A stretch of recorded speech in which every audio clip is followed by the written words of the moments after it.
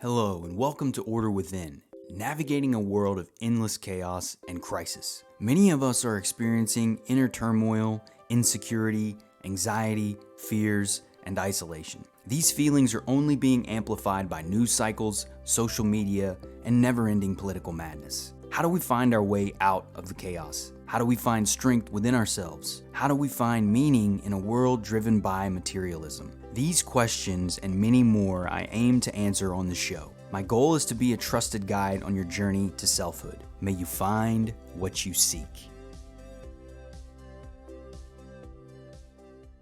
Hello and welcome everyone. I'm your host, Brandon Ward, back with another episode of Order Within. Episode number 67. Cruising along, y'all. Today's episode is called You Are What You Seek, the Power of Inner Fulfillment. Now, the whole concept of my show is based on order within ourselves. That does not mean that we live ignorant or blind to the world that we're a part of.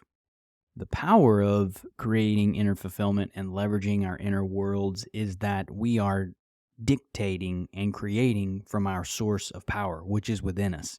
We all hold within us a spark, a seed of creation. There are many names for that concept. It's the essence of our soul. It's where the soul energy comes from. It's our God, creator, divine energy, the universe, whatever you want to call it. But all of us, as created beings, are given this source of life. And how we leverage that source of life and how we lean into that source of life really dictates the experiences that we have, the level of fulfillment that we have, and the meaning that we experience on planet Earth. Without that, life is very difficult. I've lived parts of my life very inward and very external, and the most unfulfilled times of my life were when I was focused everything outside of myself, everything very external. In today's show, we're going to be talking about how these concepts of inner fulfillment and happiness come from within ourselves and what that actually even means, and go into depth on this concept and how we can apply it in our life so we can understand exactly what that means and why it's so important to find inner fulfillment in ourselves, to find validation within ourselves, as opposed to seeking external validation and focusing the entirety of our fulfillment and satisfaction based on material possessions, and how that leads us to feel very dissatisfied and empty. So when we go into seeking the seeking out into the world, what we're actually doing is seeking ourselves. We're seeking the answers outside of ourselves when the answers lie within. Now, that doesn't mean that we're not going to learn from other people. That doesn't mean that we're not going to lean and leverage books and mentors, and that information isn't going to come from outside of ourselves. But what it means is the internal compass, that internal guidance system, is directing our lives. It's leading our path forward. It's the compass that we leverage and allow to navigate our existence based on our internal self, that spark of creation. And that's going to be different for each of us. Those values, those goals, those perspectives that we all carry are going to be unique to each of us. But the power that we all hold within us and our ability to leverage and lean into that internal power will dictate our level of personal development and well-being. So we're first going to talk about the illusion of external fulfillment. We're going to look at the journey within. We're going to lean into embracing imperfection and growth. We're going to look at gratitude and mindfulness. We're going to look at living a meaningful life, and then we're going to wrap the episode. So initially, we're looking at societal conditioning and the illusion of external fulfillment that comes from seeking happiness and fulfillment outside of ourselves. So something I think as an American citizen, we talk about the pursuit of happiness that's your right. It's your right to pursue happiness. But actually, in the time of the writing of that, the pursuit of happiness actually meant the practice of happiness. So happiness wasn't something that we pursue. It was actually something that we practice. And practices come from within ourselves. That's an internal component that we carry to the external world. But the world that we live in now teaches us that buying things, having status, consuming, doing all these external things are what create fulfillment in us. But that's a lie. It's an illusion. And there's we benefit in the modern day now with the research and all the science that we've learned about our brains, neuroscience, the science of fulfillment, of success. We all have a baseline that we carry within us that basically is our reflection of our everyday life. And that baseline is pretty set for most of us. Now, we can do work and we can heal a lot of the internal strife that we feel. We can work on our emotional strength, our emotional wounds. We can work on our spiritual selves. We can work on the broken relationships that we may have to our family members. We can do all that work inside of ourselves to level up our baseline, our day-to-day baseline. But for the majority, like for all of us, we have a baseline that's consistent. And we can have experiences that take us above that baseline, but ultimately it falls back down. So with consumption and consumerism, we're always going to fall back to our baseline. Even when we have that new house or that new job or partner, we buy the car we've always dreamed about or the purse or whatever it may be, we'll have a temporary experience of excitement, an elevation of that baseline. But then over time, we get used to that and we adjust to it and we fall back down to our base of our everyday living and experience. That happens with all of us. That's a process that's been uncovered through studying our brain and how we operate, that all of us rise and fall back to that baseline. But that baseline is consistent for each of us. And so no matter how much we may spike that baseline and have those peak experiences, we're always going to fall back to the average everyday base that we carry within us. So consumerism and buying things and having these experiences trick us into believing that is sustainable by continuously hitting that high and coming back down, and then you need to do it again. If we don't recognize the loop that is, we become trapped by it. That's the essence of the rat race, keeping up with the Joneses, the hedonic treadmill, which is basically keeping us locked in this state of consumption where we're required to peak, fall, peak, fall, peak, fall. And without recognizing that, we get trapped and we are in a perpetual loop of dissatisfaction. And because of that, we need more and more and more. When we're looking outside of ourselves for this type of hit, that type of feeling that we need to elevate our baseline, we need more and more of those things. So what initially worked wears off and we need more of that. So as an example, let's say if we're coffee drinkers. Most of us, if we really love that high, we need more and more and more and more coffee. The same thing with alcohol or purchases, all this stuff applies. Just like I was saying, it rises and falls. But as we elevate our baseline, as we change the baseline, we require more and more things to get the hit that we initially got. This is also why porn is so dangerous, because it trains our brain to want more and more and more of those things. And often that means going farther and further away from where we started. So things can get very out of hand very quickly. This happens a lot. It becomes very addictive. And that's the deception of it, is that without that awareness and without recognizing this cycle and that we rise and fall back to our baseline, regardless of what we accomplish or what we purchase or where we move to, we always come back to our baseline. If we don't recognize that, we're going to be consistently seeking consumption and external validation for a never-ending cycle, which leaves us wanting more and feeling unsatisfied, because that's what ends up happening. Is the sad part of that is that you end up feeling more and more dissatisfied, although you're consuming more and more things and you're seeking more external validation. The same thing with social media as an example. If you're seeking external validation and you're looking at it from the perspective of how many followers do I have? How many likes do I have? Now, I'm a content creator, so I know the trap of this. I want to grow my account, but I want to do it in a meaningful way that feels aligned with who I am. So I'm not going to sacrifice my well-being to get likes or I'm not going to sacrifice my authenticity and the message that I want to share to grow my account at a rapid pace because I'm aligned with my values and I want to share a message that I really believe in. But it's easy to get caught in that cycle of external validation when we're chasing those things because, again, all of these things give us dopamine hits, and that makes us feel good, and we feel good in the moment, and then we move on, we drop back down to our baseline. But if you recognize this, this is very similar to the cycle of addicts.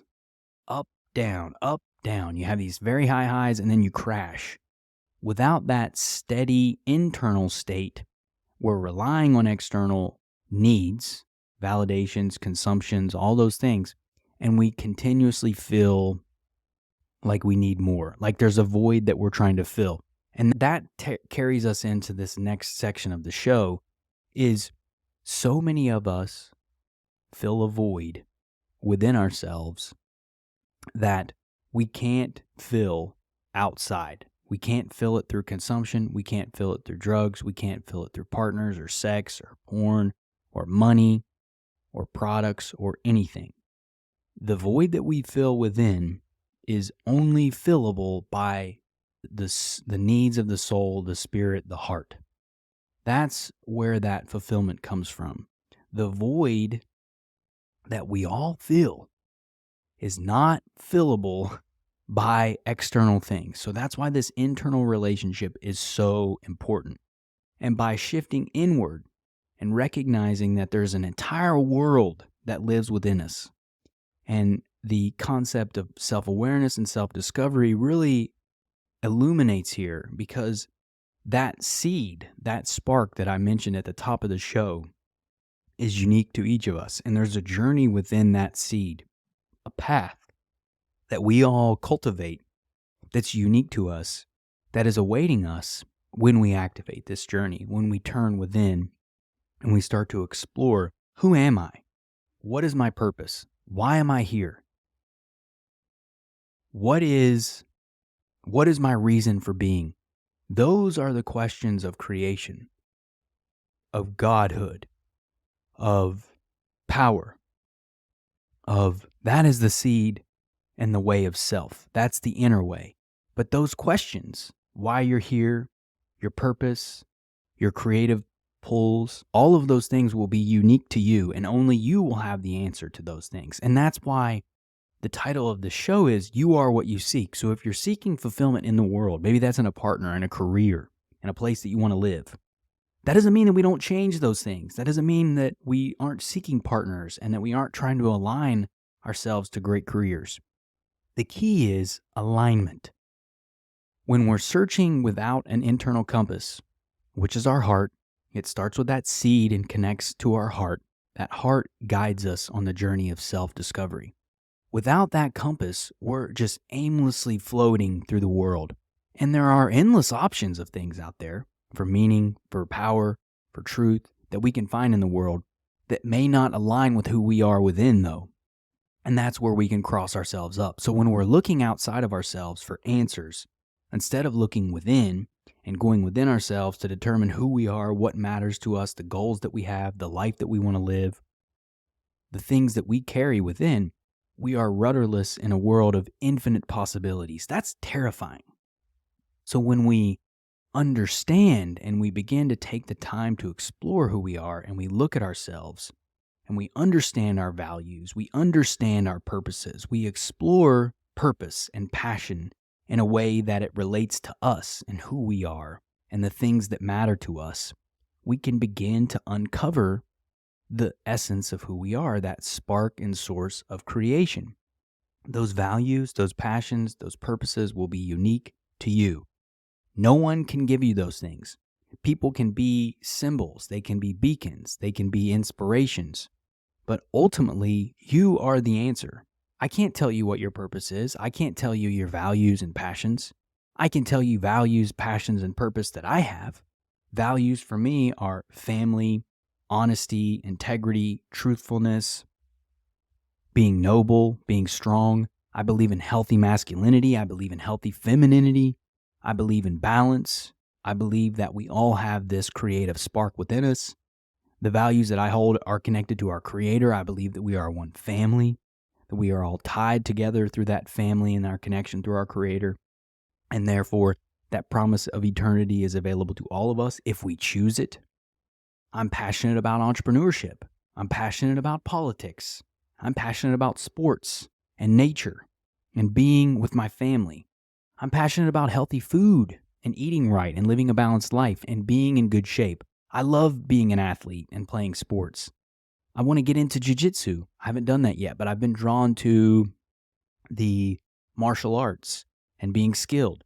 These are things that matter to me. Purpose for me is about living true to who I am and serving our Creator, honoring my family, honoring my community, being authentic and true to who I am. Those are things that matter to me, but you have to find those things. Now, you may find pieces of that and say, you know what, that really resonates with me. I really like that. That's awesome. But ultimately, that's what I was saying earlier is we can have inspirations, we can have guides, we can have people that are out there in the world helping us, and we can see clues and breadcrumbs. All the people that I've read in my adult life have left breadcrumbs for me, spiritual crumbs throughout there. Christ has always been my greatest role model and one that inspired me the most out of all the enlightened beings of existence, but I love Buddha. We've got pictures of Buddha in our home. We have little statues of Buddha in our home. One of my great friends, Allie and Katie, they gave me a wooden carving of Buddha for officiating their wedding out in California a few years ago. That's in my wife and I's master room. It's beautiful, but I see the value in many of these enlightened beings throughout time. So we're looking for value and crumbs from those people that align with us. The key is take what works and leave the rest. That's it. Read and explore information. It's a journey. But that's the key, is what I mean is within us is that we're interacting with the world outside of us. We're interacting with information, books, speakers, leaders, people of the past, relationships, spaces, areas. The key is, how does it feel to us? Does it resonate with us? Does this align with who we are? And only we can make that decision. Only you can make that decision. And that's the power that we hold within us, is we're looking at the world and we're gauging that external world against our internal values, principles, and passions. And does that align with my purpose? Is that true to who I am? I am the creator and dictator of my life. And that is there because of the spark of creation that all of us have been given. And that's the way I am deciding to use my creative power. I want to be an example for you out there to say, hey, this is how I'm doing it. Now, what do you want to do with yours? Because we need enlightened, awakened creators now more than ever. There's so much nonsense and madness in the world. We need heavily dedicated truth seekers who are committed to the path of selfhood and finding strength within themselves and making decisions from their own mind. And that means looking at the world around us, assessing information, discerning what is, and then making that decision and moving forward from that perspective. The level of happiness and contentment that comes from aligning our lives with our authentic selves is unmatched. All the partying, sex, drugs, all the stupid stuff that I was doing many years ago that left me empty. And when I talk about this in my content, when I say it's immoral, I'm not saying because people are going to hell. It's because it degrades ourselves. We degrade that spark of creation within us, and it leads to sadness, depression, loneliness, isolation. That's the immorality of it. Not going to hell, but it creates our own personal hells on earth when we do that. So when I say immorality based to these things, connected to this way of living, it's because we're disconnecting from our authentic being, which limits and minimizes our ability to feel fulfillment and meaning in our lives today. And living true to our authentic being and loving and encompassing all that we are with deep compassion and acceptance for who we truly are, warts and all the weirdness and everything, is the most ultimate feeling of peace and inner contentment that you can have. And it's all possible through connecting with your authentic self, which is unique to you and to everyone. But we have to go through the process of discovering and exploring that self and defining what that means by spending time with who we are and looking within ourselves. This next section is going to look at embracing imperfection and growth and why that's so important on our journey of selfhood. the significance of leaning into imperfection and to grow is imperative. We don't grow without recognizing that mistakes, imperfections, shortcomings, learnings are all part of the process. So, embracing imperfection to grow is critical. And the inner world is riddled with growth and imperfection. All of us are imperfect. All of us make mistakes. All of us do dumb things. All of us get it wrong. All of us are flawed. Everyone on the planet is flawed. There is not a perfect human being on the planet in existence. So embrace that. It's a key component of growth. Without that, if we're stuck in perfection mode, we never take risks. We never take chances. We never make mistakes because we see that as a sign of weakness, as a sign of incompetence. But the reality is that we gain competence by going through incompetent phases. And that's why embracing imperfection is so powerful. Understanding that challenges, when we view them with a different frame of mind, can be seen as opportunities for growth. And that's a key component to living that inner world, living true to who we are from within, is going to be leaning into the growth process and imperfections and cultivating a level of self-compassion and acceptance for who we are to cultivate a safe inner space within ourselves.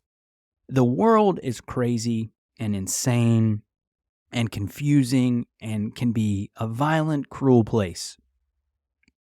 Within ourselves, until we learn to create that environment, our inner states often reflect the world that we're a part of, reflects our society, our family, our culture, until we begin to heal and create harmony within ourselves. All of us have this work to do, depending on the environment we grew up in and the experiences that we've had as humans. But the role of compassion and acceptance in this is how we create that inner sanctuary and how we create an inner fulfillment and balance that usually doesn't exist in us unless we are intentional about this work.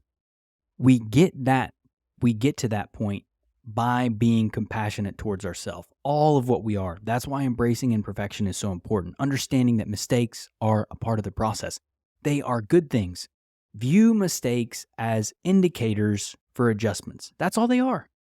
They're not a weakness. They're not an indicator of your lack of smarts or abilities or talents. They're simply indicators for adjustment.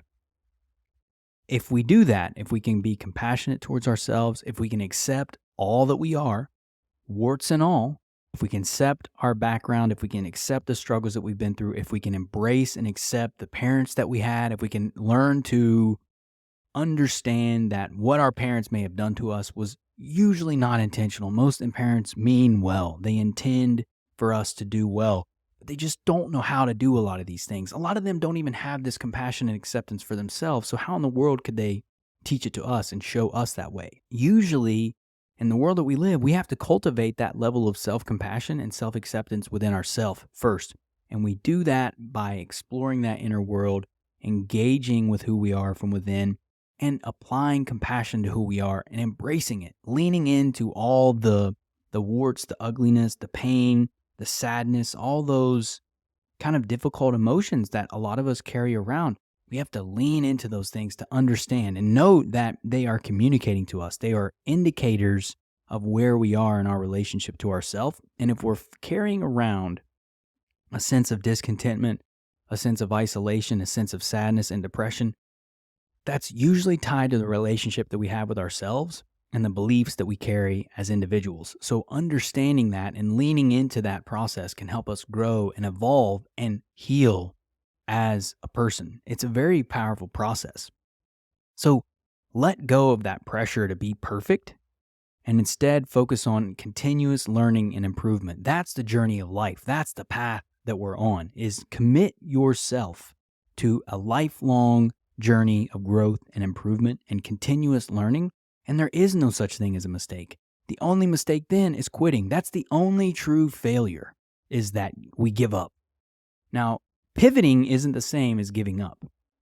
Sometimes we have to pivot into a different direction, a different focus, but we continue to take action. We continue to pursue our goals and follow our hearts. When we give up is when that falls. That's the only failure. Everything else is learning and growth. If we embrace that mindset, nothing can stop us. Which leads us into, as we're growing and improving, being grateful and mindful can be very powerful tools as well to experience that inner fulfillment. So we want to have, and there's an ice cream truck driving right by now. Sorry for that if you hear it. But being grateful and mindful can be powerful tools to experience inner fulfillment as well. So by cultivating these gratitude shifts and focusing from what we lack to what we have, we can foster a sense of abundance and contentment for the life that we have now. Realizing that what we talked about earlier, having more things and stuff won't make us feel better. As long as we have enough money to live and to do the things that we want to do, going far beyond that doesn't really bring us fulfillment. So finding things to be grateful for in our lives now, we can do that now, no matter where we are. And the more successful we become, the more important it is to have gratitude and to be mindful for the journey that we've been on and the things that we've done in our careers, in our lives.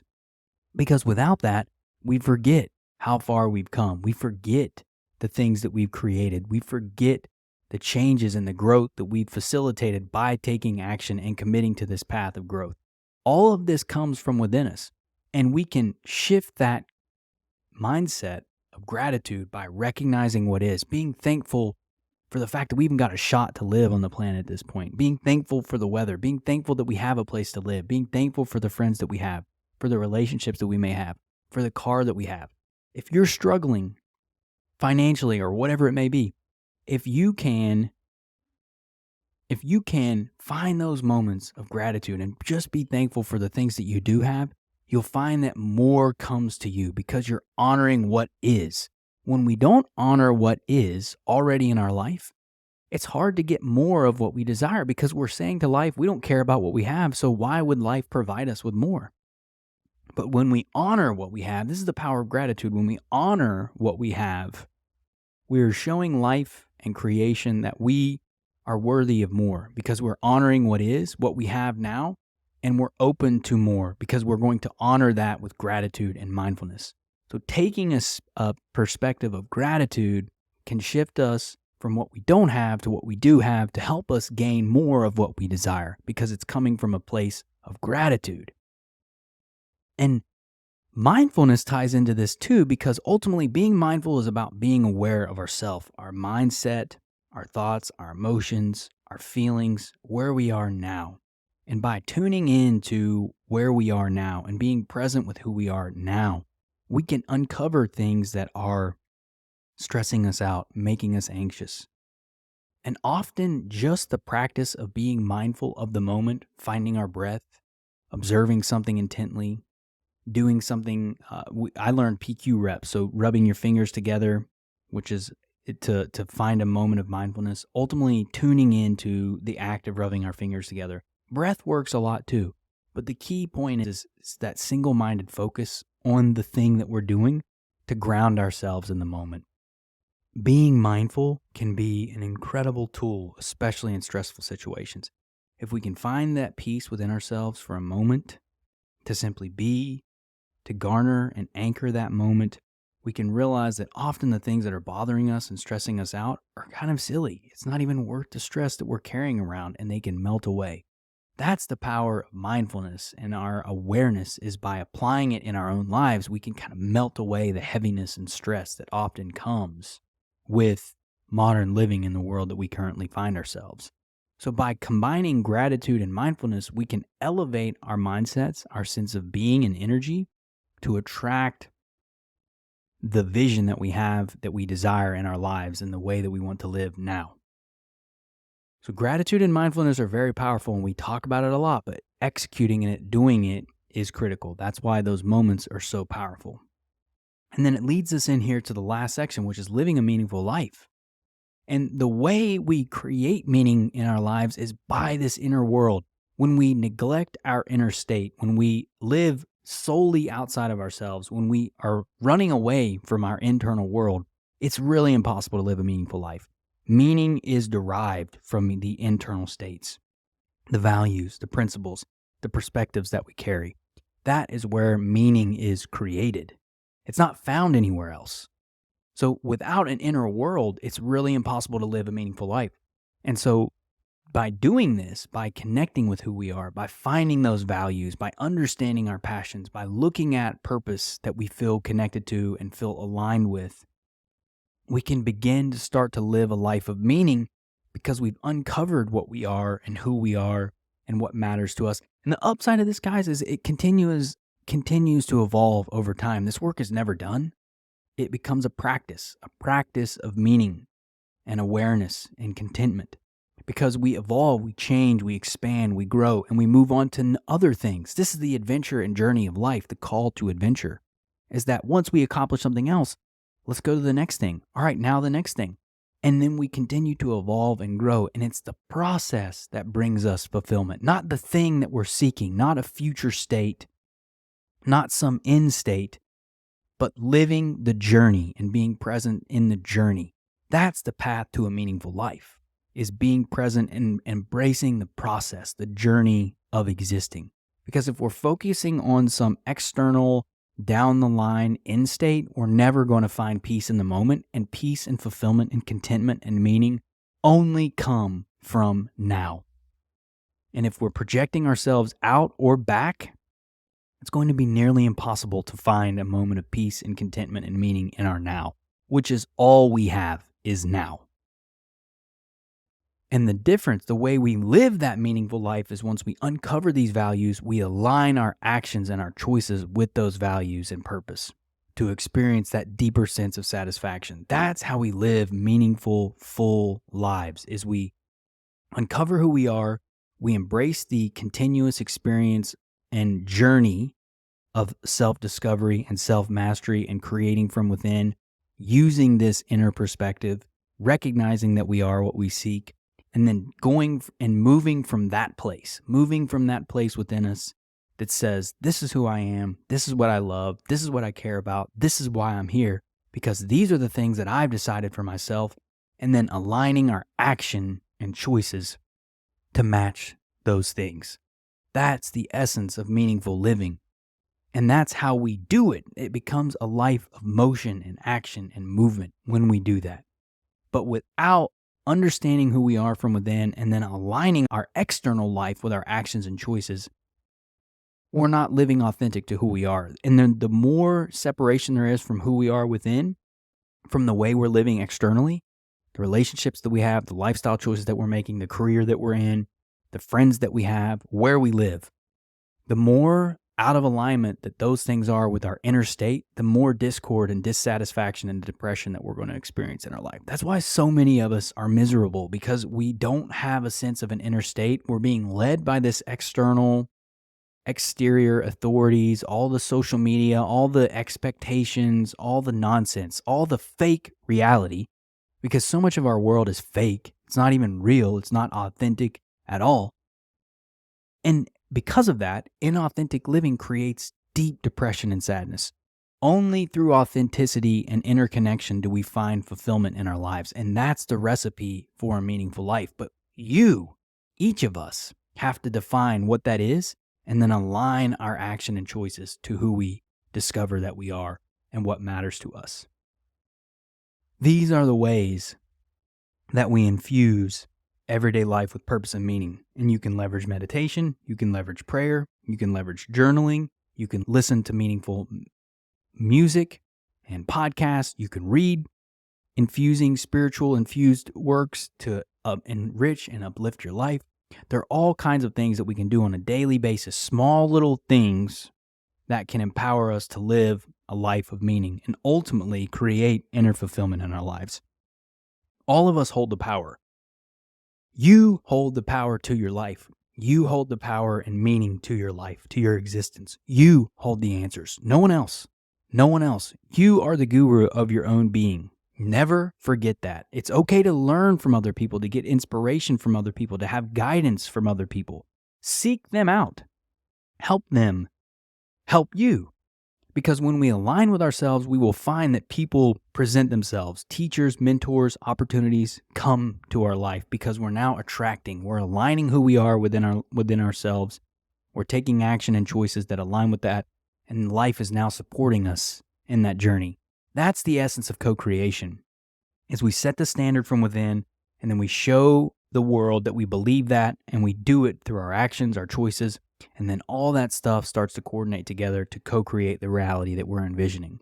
We are the creators of our existence, but we don't do it on an island, and it has to happen from within us, because if not, we are absolutely living true to someone else's lives.